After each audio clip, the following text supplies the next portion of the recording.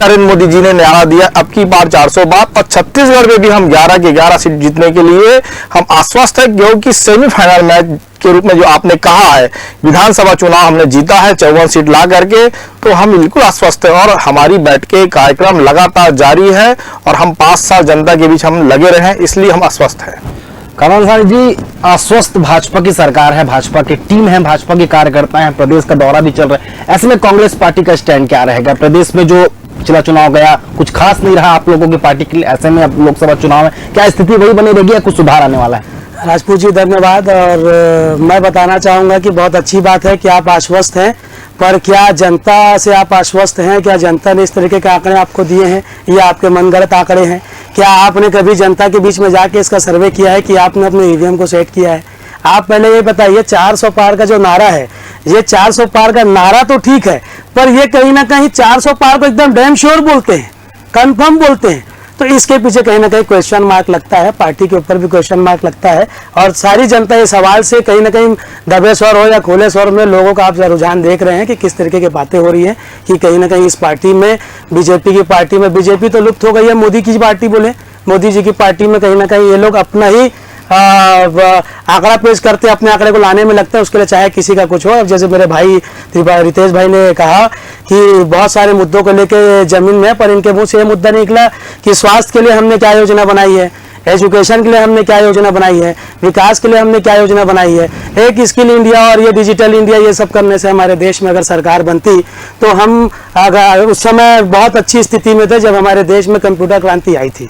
और ये कहीं मुद्दा नहीं है, ये कहीं ना कहीं इनका अच्छी बात है आपका सोचना, पर ये ओवर कॉन्फिडेंस लगता है मुझे कहीं ना कहीं, और हमारी पार्टी को और जनता को सबको ओवर कॉन्फिडेंस लगता है।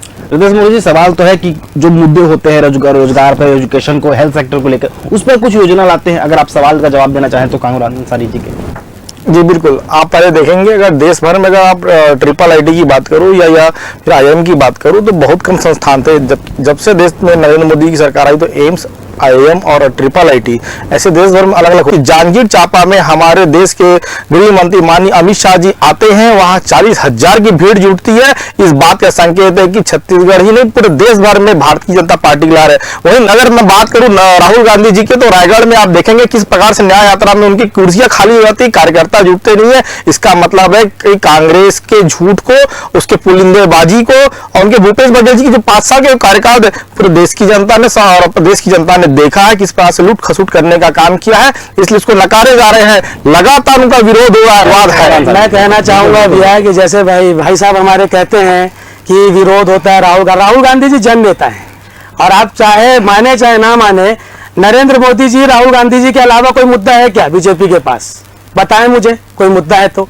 और रही बात हमारे पार्टी के विरोध और पार्टी से जाने, ये खुद 15 सीट में सिमटे थे, आज हम फिर भी 35 सीट में हैं। वो अगर बताएं इस तरीके का विरोधाभास, अभी चुनाव के जस्ट पहले इनके यहाँ साय जी हमारे कांग्रेस पार्टी में ज्वाइन किए थे, सीनियर लीडर थे।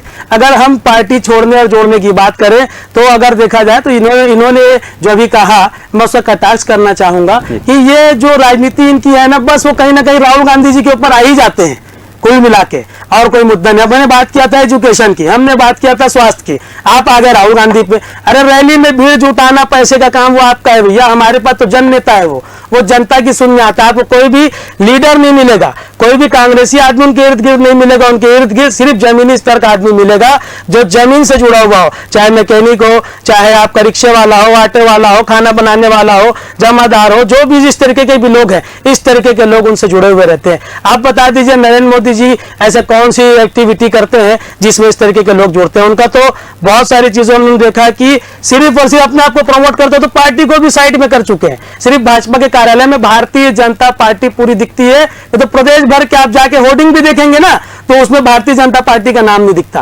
पूर्णतः जिस पार्टी से जिससे आप जुड़े हैं उसका नाम भी कहीं नहीं दिखता। हमारी कांग्रेस पार्टी 70 साल में, 80 साल में नहीं भूली कांग्रेस को, ये 10 साल में भूल गए तो कल की स्थिति आप खुद तय कर लीजिए। जो अपनी पार्टी के नहीं है, जो अपनी पार्टी के प्रति ईमानदार नहीं है, वो जनता के प्रति क्या रहे? आरोप, ठीक है, आरोप लगाएं, बिल्कुल जवाब लेंगे। रितेश मोदी जी, जो पार्टी के प्रति नहीं, वो अपने जनता के प्रति क्या रहे? देखिए, मुझे लगता है कि कामरान अंसारी जी को इस बात का बिल्कुल अध्ययन नहीं है कि राहुल गांधी मोदी जी की तुलना कर रहे हैं। मुझे लगता है कि इसे प्रदेश की जनता और के माध्यम से मैं बता रहा हूँ, बिल्कुल अगर राहुल गांधी अगर जन नेता होते तो वो कमेटी छोड़ करके वहां पर से भागकर मायावती पार्टी नहीं जाते। और नरेंद्र मोदी देश में किसी भी स्थान पर लड़ने वो जीतते हैं 2.5 लाख से लेकर 4 लाख वोट से। ये उसका सबसे बड़ा नेतृत्व है और सबसे बड़ा व्यक्तित्व है। और नरेंद्र मोदी जब विदेशों में जाते हैं तो आपको मालूम होना चाहिए कि अमेरिका का राष्ट्रपति भी ऑटोग्राफ लेने आता है। इसका अर्थ है कि वो विश्व के सबसे बड़े नेता के रूप में उभर रहे हैं। राहुल गांधी जी के नेतृत्व पे खुद कांग्रेस के जो G20 के जो नेता है, आजाद जी हो चाहे फिर वो क्या बोलते हैं, कई ऐसे नेता जिन्होंने उन पे सवाल उठाया, कई ऐसे टीवी डिबेट में वो सबूत दिखा दूंगा, इंडिया टीवी चैनल में भी बताया कि Rahul Gandhi part time politician है। तो मुझे लगता है कि हम राहुल गांधी जी को लेकर हम चुनाव लड़ रहे हैं, हम आम जनता के मुद्दों को लेकर चुनाव लड़ते हैं, हम काम करते हैं, हम लोगों को काम कर रहे हैं, जनता के लिए काम कर रहे हैं, जनता देख रही है हमने जो वादा किया कर रहे हैं। हमने छत्तीसगढ़ में आने के बाद से लगातार हम काम किए, मातारी वंदन योजना के माध्यम से खातों में पैसा पहुंचाने का काम किया, किसानों के खाते में पैसा पहुंचाने का काम किया है, और 2 साल के बाद बोनस देने वाला हमें दिया है। आपके 6 महीने तक आप 36 वादों में एक वादा बता दीजिए जिनको पूरे 5 साल पूरा किया हो। सबसे पहले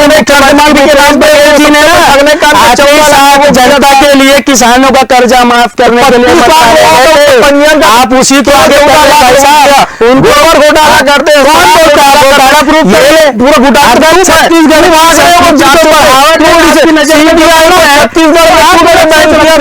उन्होंने क्यों छत्तीसगढ़ की का घोटाला उजागर हुआ तो ग्रामीण सोनी बचाने का प्रयास क्यों किया?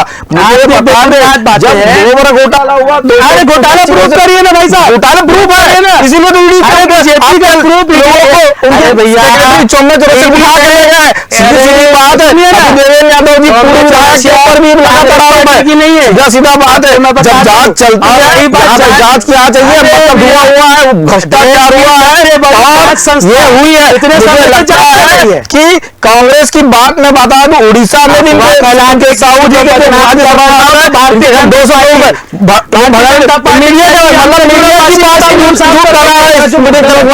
लोग।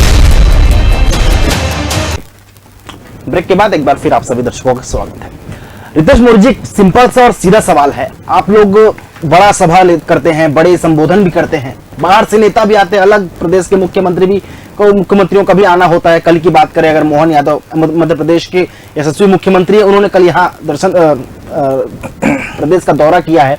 चुनावी दृष्टिकोण से लोकसभा सीट को लेकर भी बैठक हुई 71%, लेकिन बार बार आप लोग क्यों इस वर्ड को कहते हैं कि हमने राम मंदिर बनवाया है, सीए का मुद्दा हम ला रहे हैं और देश में लागू भी कर रहे हैं, क्यों बार बार इन सब चीजों का इस्तेमाल किया जाता है? अगर विकास की बातें करते हैं आप लोग, विकास की बातों में आप लोग आगे चलते हैं, प्रदेश को उस धारा में लेके जाना चाहते हैं, तो क्यों भरी ये मुद्दा आता है कि हमने राम को लाया है? तब तो विपक्ष तो सवाल उठाएगी ना कि आप लोग राम पर राजनीति करते हैं। तो इसीलिए हमारे नेता हो या भारतीय जनता पार्टी हो, क्योंकि इसी सरकार के अंदर में राम मंदिर का मुद्दा जो पूरा कंप्लीट हुआ है और ऐतिहासिक सुप्रीम कोर्ट के माध्यम से यह निर्णय आया है, तो निश्चित रूप से भारतीय जनता पार्टी इसका श्रेय लेने का पूरा प्रयास करेगी। और ये कोई इसमें कोई संशय नहीं होना चाहिए कि क्यों ना कांग्रेस के पार्टी के लोग जब श्री रामचंद्र जी के प्राण प्रतिष्ठा हो रही थी, एक नेता वहां पर प्राण प्रतिष्ठा में क्यों नहीं गए? इनकी सोनिया गांधी जी हो या इनके कांग्रेस से बड़े नेता वहां पर क्यों नहीं गए? ये सबसे बड़ा प्रश्न देश की जनता देखेगी, क्योंकि देश को राम जी के नाम से जाना जाता है। भारत को जानते हैं तो भारत की भूमि एक पुण्य भूमि है, राम जी की भूमि है, ये कुछ जानते हैं। देश को हम जानते हैं धर्म के नाम से, तो वहां पे मोदी जी क्या कर रहे थे भाई? अगर आपने जैसे भी खुद अपने कथन में कहा कि श्रेय लेना बनता है, तो क्या मंदिर श्रेय के लिए बनाया गया है कि हमारे 140 करोड़ जनता की जो आस्था जुड़ी है उसका कोई मोल नहीं है? आप ये चीज सोचिए ना कि आप वहां पे नेता नहीं गए, सोनिया गांधी जी आपको बता के जाए, समाज का कोई नेतृत्व करता है तो कोई नेता करता है। अरे मेरे बोलने का मतलब ये है, आप मुझे ये बताइए कि मंदिर में हमको जैसे जाना है तो क्या हम डिंडोरा पीट के जाएं? ये भारतीय जनता पार्टी की चरित्र है, भी हमारा चरित्र नहीं है। मंदिर में हम अपने श्रद्धा से अपनी शांति के लिए जाते हैं और देशवासियों के सुकून के लिए जाते हैं, पर वहां पर क्या हो रहा है? एक बहुत बड़ा आधी बनाई हुई, जैसे कंस्ट्रक्शन पूरा नहीं हुआ था, निर्माण पूरा नहीं हुआ था, उसके बावजूद वहां पर अगर वहां पे प्राण प्रतिष्ठा किया गया तो क्या वो सही है? हिंदू रीति के हिसाब से अगर आप देखें तो ये भी गलत है। देखिए, धर्म जिस दिन राजनीति से बड़ा रहेगा उस दिन देश बड़ा रहेगा, और राजनीति धर्म से ना कीजिए। धर्म से राजनीति होती है तो धर्म भी पीछे होता है और राजनीति भी पीछे होती है। आज कहीं ना कहीं राम मंदिर के मुद्दे को लेकर आप जमीन पे आए, विकास का क्या मुद्दा है बताइए ना? कितनी यात्राएं करते हैं, कितने लोगों का आज जैसे आप बताएं कि बहुत बड़ा प्रोजेक्ट बना के दिए हैं 1.25 लाख करोड़ का कि रोड बनेगी, तो क्या हमने बैलगाड़ी से साइकिल, साइकिल से मोपेड, मोपेड से कार तक का सफर जो तय किया उसका ढिंढोरा पीटे? उसका ढिंढोरा नहीं पीटेंगे। हमने जनता के लिए किया, जनता ने हमको चुना, तो जनता के लिए हमने किया। रितेश मौर्य जी जवाब दीजिए, बात तो सही कह रहे हैं। ये पीढ़ी की बात है। 1947 के अंदर जब भारत आजाद हुआ था, आप जानते हैं कि देश में सड़कों की हालत बेहाल थी, जो धीरे धीरे सड़कें बनी, लेकिन गांव तक कोई ना बिजली पहुंचती थी ना कुछ होता था। 70 साल तक कांग्रेस ने इस देश के अंदर राज किया, लेकिन आपने देखा कि छत्तीसगढ़ की अगर जनता की मैं बात करूं, यहां मुद्दे छत्तीसगढ़ को लेकर के भी है, तो छत्तीसगढ़ में बस्तर की व्यवस्था की बात करूं, सरगुजा की व्यवस्था की बात करूं, सड़कों का ऐसी स्थिति थी कि वहां जाना मुश्किल होता था। उस समय के राज परिवहन बस के माध्यम आते थे तो लोगों के हाथ पैर गर्म हो जाते थे, लेकिन जब से नरेंद्र मोदी जी की सरकार जब 2014 के अंदर आई है तो सड़कों का जाल बिछा है, कंस्ट्रक्शन खड़ी हुई है, देन इंफ्रास्ट्रक्चर खड़ा हुआ, लोगों को रोजगार मिला है। आप किसी भी युवा के पास चले जाइए, आप पूछिए कि क्या आप बेरोजगार हैं? स्वरोजगार और रोजगार में नरेंद्र मोदी जी ने ये नहीं कहा कि मैं सरकारी नौकरी दूंगा। आप कांग्रेस की बात हमेशा बात उठाते हैं कि हम एक रोजगार की बात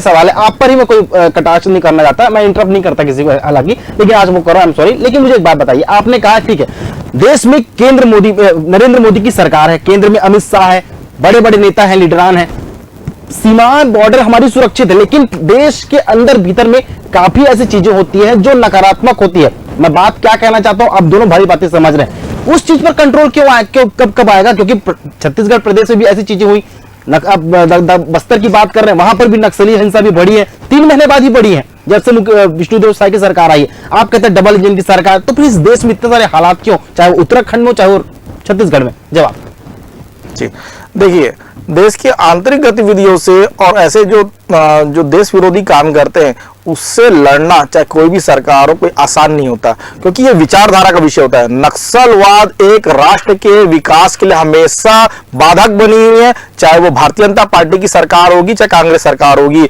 हमको वहां के स्थानीय लोगों को समझाने की आवश्यकता है, गांव के लोगों को समझाने की आवश्यकता है कि जो लोग उनको सहयोग भी करते हैं, ऐसा बात आता है। तो मुझे लगता है कि इस मुद्दे पर तो राजनीति ना करके हमको मिल बैठ करके काम करने की आवश्यकता है, ताकि नक्सलवाद हो चाहे वो उग्रवाद हो, इसे जड़ से मिटाया जा सके। तभी चाहे वो असम की मैं बात कर लूं चाहे गुवाहाटी की बात कर लूं, यहां पर भी हम छत्तीसगढ़ की बात करेंगे तो नक्सलवाद से लड़ने के लिए केंद्र सरकार हमेशा से आगे आई है। आपको मालूम होना चाहिए कि इस बार पहली बार जो घटना हुई तो हमारे पहली बार छत्तीसगढ़ के गृह मंत्री माननीय विजय शर्मा जी उस नक्सली घनघोर क्षेत्र में जाते हैं, उस पीड़ित परिवार से मिलकर के आते हैं, आश्वस्त करते हैं कि जो ऑपरेशन ग्रीन बेल्ट हम जो चलाने वाले का पहले जो काम किए थे वो वापस हम इस चुनाव के माध्यम से फिर करेंगे। थोड़ा वक्त लीजिए, निश्चित रूप से काम होगा, क्योंकि भारतीय जनता पार्टी के कार्यकर्ता ही सबसे ज्यादा बलिदान दिए इस नक्सली घटना में। अच्छा नहीं, नामकरण तो कोई इनसे सीख के नई नई योजना बना के नाम देना बहुत आसान है रितेश जी, पर उस पे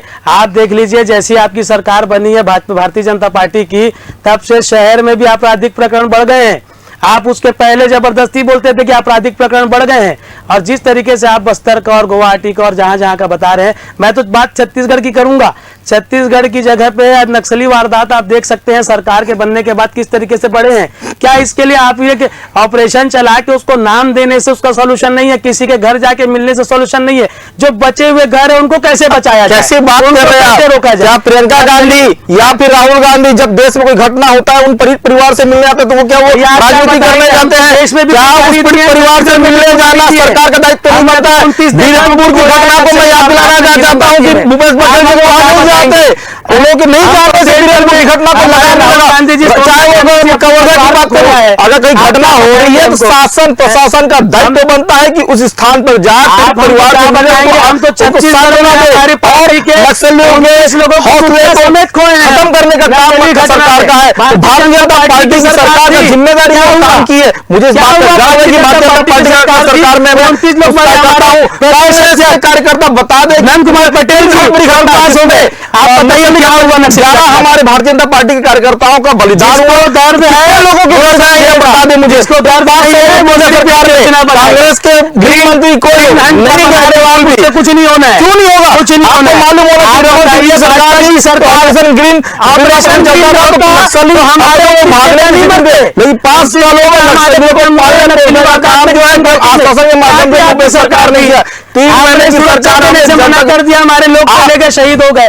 आप बताइए, देश में राहुल गांधी जी ने, सोनिया गांधी जी ने कुर्बानी दी, उस कुर्बानी दिए हुए परिवार से सवाल कर रहे हैं। कुछ ही समय बचे हुए हैं और ऐसे में मैं कुछ एक दो और सवाल पूछ लेता हूं। इस बार क्या मोदी जी और राहुल गांधी में कौन बाजी मारेगा? नीतीश मोदी जी कितना चुनौतीपूर्ण देखते हैं राहुल गांधी को लास्ट टाइम? देखिए, राहुल गांधी को खुद कांग्रेस चुनौती के रूप में नहीं ले रही, क्योंकि वो अपनी संघर्ष के लिए चुनाव लड़ रही है, वो अपनी सीटें बढ़ाने के लिए लगी कि 50 से कैसे 100 हो जाए।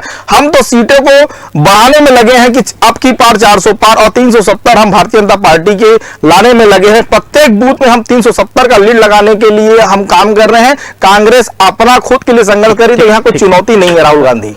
कमरान सानी जी, कितना सीट आएगा? कांग्रेस पार्टी बहुमत के साथ आएगी, 11 के 11 सीट जीतेंगे हम छत्तीसगढ़ में। उसकी वजह यह है कि अब जैसी हमारे यहाँ बीजेपी की सरकार बनी थी, तो जो गरीब तबका, जमीनी स्तर के लोगों पे, ठेले टप्पर वालों पे जो कार्रवाई हुई थी, उसको देख लीजिए आप। क्या है, सत्ता का अहंकार अलग होता है और सत्ता को चलाना अलग होता है। हम 11 के 11 सीट जीतेंगे। और रही बात, जैसे आप पूरा विजुअल देखेंगे तो पता चलेगा कि राहुल गांधी जी की चर्चा बीजेपी के लिए एक शान की बात है। जिस बीजेपी के कार्यक्रम में राहुल गांधी की चर्चा नहीं होती, राहुल गांधी जी एक वो टीका है जिसको लगा के बीजेपी बाहर शान से घूमता है। आज राहुल गांधी जी की बात इस डिबेट में भी चालू करने वाले हमारे रितेश भाई थे। भारतीय जनता पार्टी को बहुत बहुत बधाई हो, परंतु राहुल गांधी को अपना नेता नहीं मानते, बता दीजिए। बिल्कुल राहुल गांधी को कांग्रेस नेता नहीं मानते, बता दीजिए। और फाइनल देखना बाकी है। लोकसभा चुनाव में भाजपा और कांग्रेस किस प्रकार से प्रदेश में इस प्रकार मैदान में उतर कर अपना दमखम दिखाएगी, पूरा देश की जनता इस पर निगाहें टिकी रहेगी।